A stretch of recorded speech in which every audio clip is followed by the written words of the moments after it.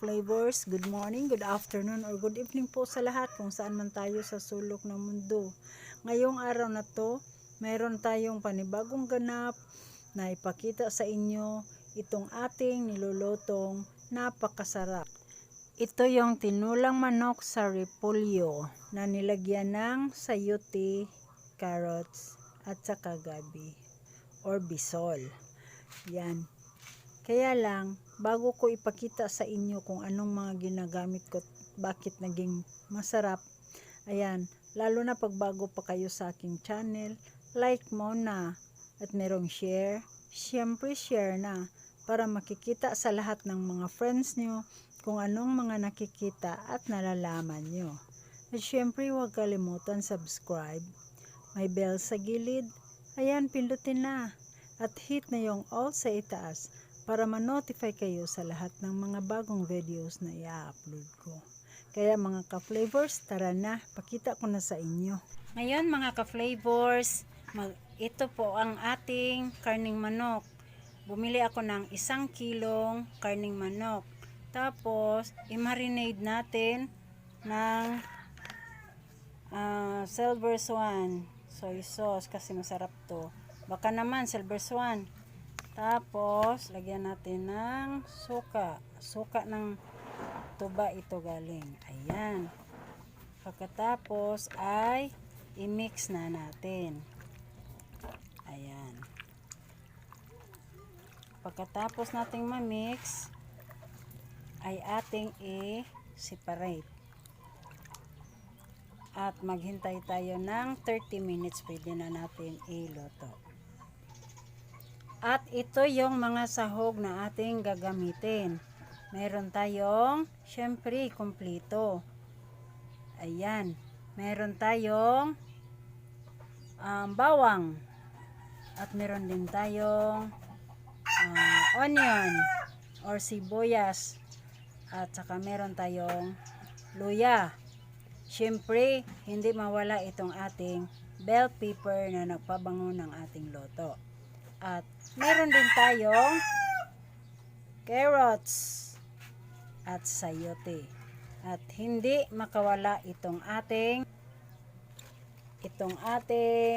repolyo. Ayan. Kaya naka 30 minutes na tayo sa pagbabad ng ating karning manok. Kaya magluluto na tayo. At tara mga ka-flavors, samahan nyo ako sa pagluluto. Yan, magpainit na tayo ng ating kasirola, yung ating lutuan ng ating manok. Ngayon, dahil init na, meron tayong mantika na galing sa pagluto natin sa manok. Kaya ito, ayan. Konti lang, di natin masyadong damihan. Ngayon ay painitin natin yung ating mantika. Init na ang ating mantika, kaya i-ready na natin yung ating mga sangkap. Una nating ilunod yung ating bawang. Ayan. At ating ihalo para maksip-sip sa ating mantika.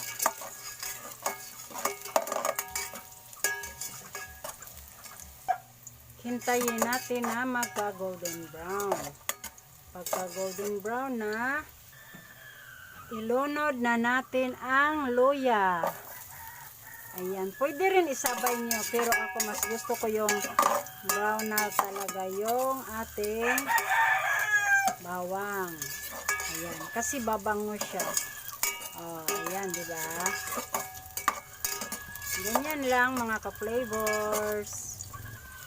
Ayan. Golden brown na. Kaya isunod na natin ang sibuyas.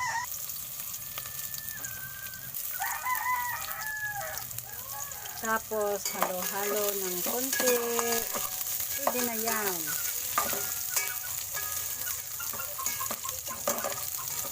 Tapos, ilagay na natin yung ating separated na karning manok para maluto na natin.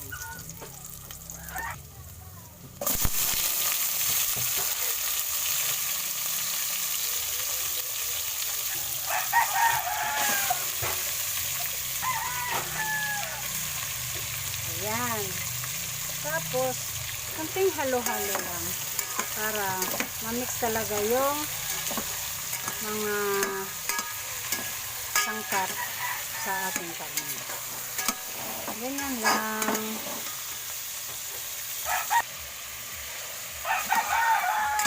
Pagkatapos natin mahalo ay takpan natin para maluto talaga. At madali silang maluto. Ayan.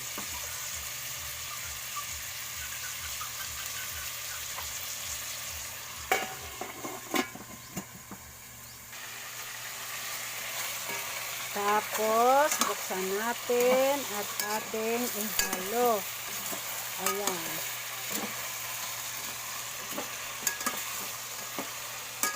Ganyan lang. O, diba? Luto na siya. Kaya, lagyan na natin ng sabaw. Mahilig pa naman ako sa sabaw, mga ka-flavors. Ayan.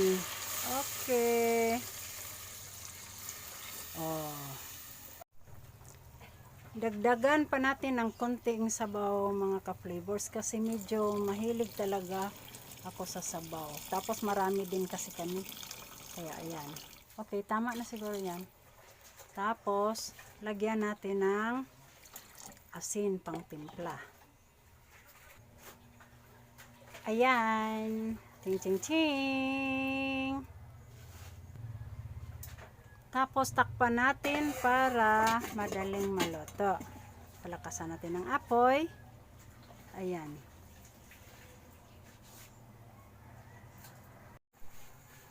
Ngayon ay buksan na natin dahil kumulo na siya. Buksan na natin. Ayan. Tapos ilagay na natin itong ating carrots at sayote. Maganda kasing iluto itong tinulang manok kasi madali lang lutuin. Ilagay na natin itong ating carrots at saka ating sayote.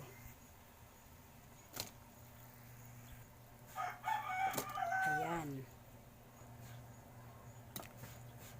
Tapos ay i-press lang natin ng konti. Tapos takpan ulit para madaling maluto yung ating niluluto. Huwag nating masyadong tagalan ang carrots dahil pangit siya pag na overcook. Kaya ngayon buksan na natin para i-lunod na natin itong ating repolyo. Ayan. Okay. Ayan. Sabay na natin ang bell pepper para babango. Gusto ko sanang lemongrass. Kaso lang ngayon, wala na talagang lemongrass. Kaya sobrang init kasi. Kaya ito na lang, bell pepper pampabango. Para sa sarap yung ating luto. Pero wag nating kalimutan, tikman muna. Ayan. Super sarap. Kaya insakto na sa timpla, lagay na natin yung lalong pampasarap. Ang ating maaasahan, itong ating chicken Knorr cube na lalong nagpapasarap sa ating luto. Baka naman, Knorr cubes. Oh, yan.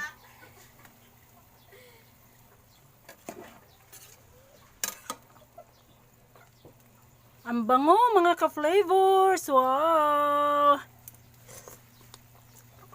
Super sarap! Ang sarap! Super sarap!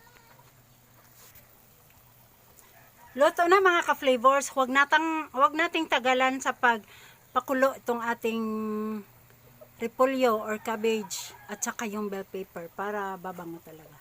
Kaya luto na, patayin na natin ang apoy.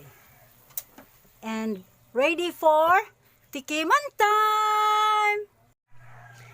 Tikiman time, mga ka-flavors. Wow, super sarap.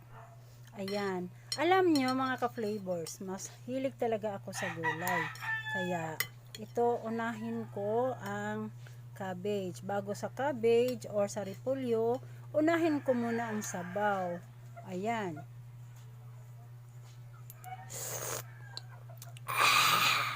Ang sarap. Ito na naman kabi ay repolyo. Ayan, oh. Super sarap talaga mga ka-flavors. Hindi kayo magsisisi pag ganitong luto ang lutuin nyo.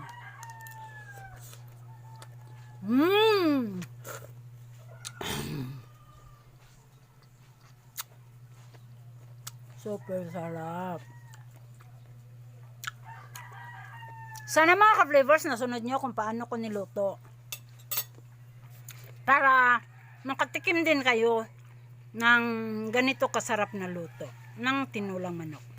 Kaya sana mga ka-flavors na may natutunan kayo sa aking video ngayon. Kaya lang bago noon baka nakalimutan nyo. Yan, like muna. Siyempre, merong share. Share na para makikita sa lahat ng mga friends nyo kung anong mga nakikita at nalalaman nyo. Siyempre, huwag kalimutan subscribe. May bell sa gilid. Ayan, pindutin na. At hit na yung all sa itaas para ma-notify kayo sa lahat ng mga bagong videos na i-upload ko. Kaya mga ka-flavors, thank you for watching. See you next vlog. Bye!